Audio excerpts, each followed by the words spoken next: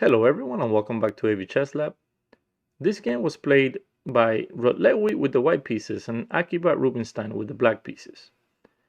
It is a game full of important ideas and it features an elegant queen sacrifice and a masterful finish. It was one of the first games I ever memorized when I was starting to play chess, so I wanted to share it with you guys. So let's get started. d4, d5, knight to f3, e6, e3, c5, c4, knight to c6, knight to c3, knight to f6, a very interesting transposition into a queen's gambit decline.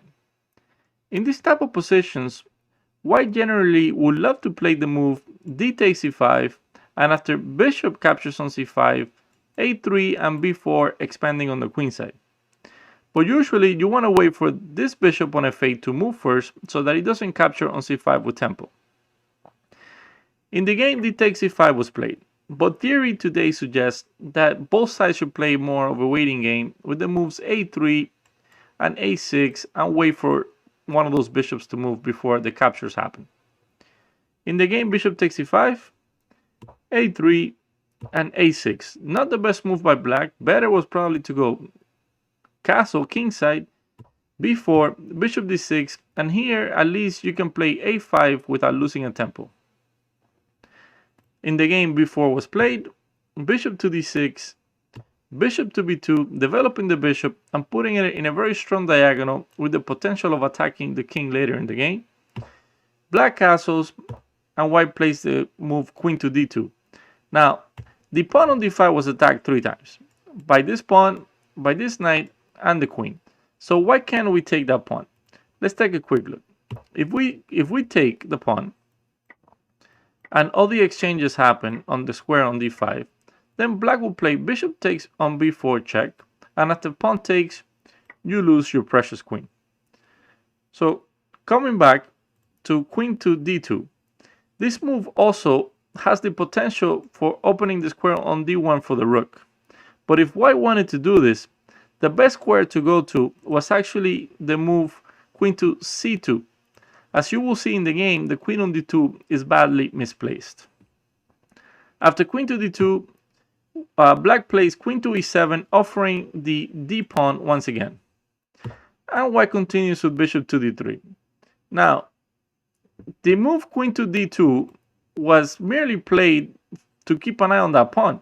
So not taking it after queen to e7 makes absolutely no sense to me. But saying that at the same time, taking it is very dangerous. If you take the pawn,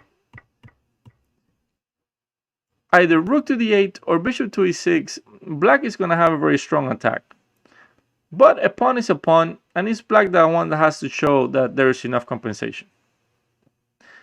After bishop to d3, coming back into the game, d takes e4 happens, bishop captures on c4, b5, attacking the bishop comes back to d3, and black plays the move rook to d8. And now we can see why the queen on d2 is badly placed, since the rook on d8 is indirectly applying pressure due to the potential pin after a potential move like bishop takes b4 and knight takes on b4. And then the bishop will be stuck there and we will be up 2 pawns. So white continues with queen to e2, getting out of the potential pin, and black continues with bishop to b7, developing the bishop and putting it also in a very direct attacking position. And here white castles. Now this is a very important moment and one that should be studied, and if you don't want to study it, at least remember this concept, which you can apply to many of your own games. So look at black's bishops. This bishop is attacking the pawn on h2, and this bishop has the potential to attack the pawn on g2. But if you look closer at this position, you can see that this knight on c6 is actually standing in the way of the black bishop. And also, this knight on f3 is doing an actual great job of protecting the white king. So what can black do in this position? In the game, knight to e5, a beautiful move and beautiful concept, is played. The knight on c6 was only getting in the way of the powerful b7 bishop, and from here it also plans to exchange itself with the powerful protecting knight on f3. Just a beautiful concept of how to remove the pieces protecting your opponent's king, which in the end will allow you to conduct a very strong attack.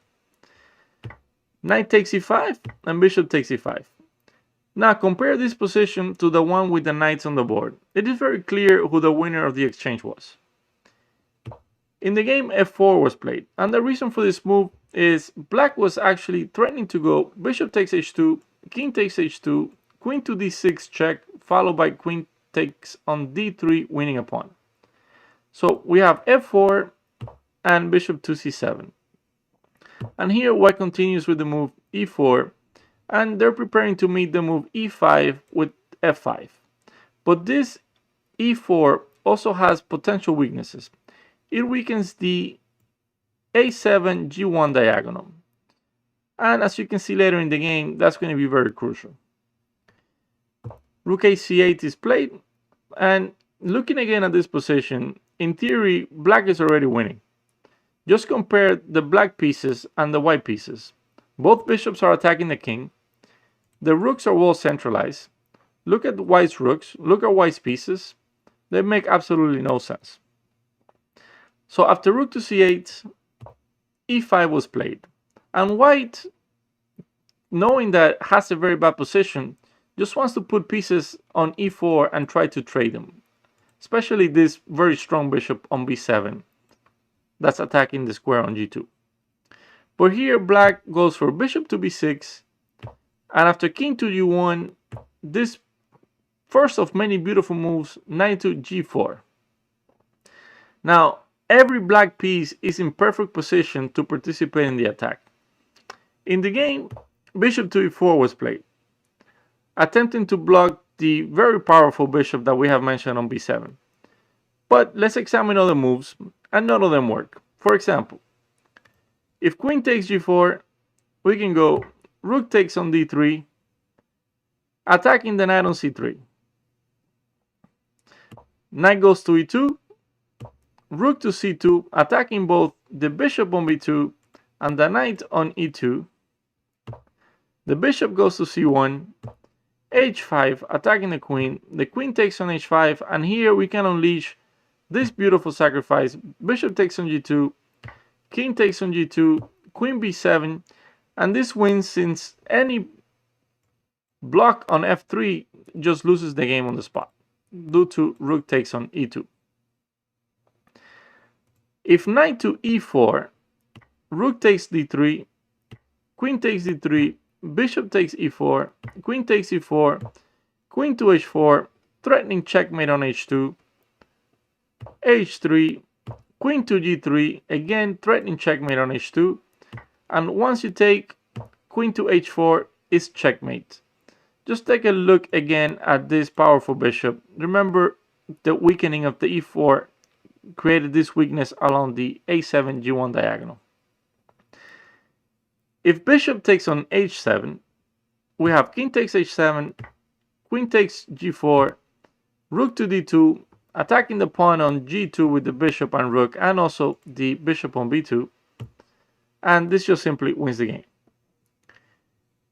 And lastly, if we play the move h3, we can go for queen to h4, queen takes g4, queen takes g4, h takes g4, and rook takes d3. And here we have two threats. We're threatening to take this knight, and we're also threatening rook to h3, checkmate. So coming back into the game, after knight to g4, bishop e4 was played, and white and black continue with queen to h4, threatening checkmate. And this move is actually a slight mistake. And just because of the beautiful combination, I'm not going to say too much about this move. But black could have simply won the game with knight takes on h2. Notice that now we're attacking this, and we're trying to go queen h4 anyway. And if the king takes, queen to h4 is just checkmate. So after queen to h4, white continues with g3. And this game was played back in 1907, I believe. And of course, back then social media did not exist. Otherwise, after the move Rubinstein plays after g3, the whole internet would have crashed for sure. Now, if you want to give this position a shot and see if you can play like Rubinstein, I will give you a couple of seconds.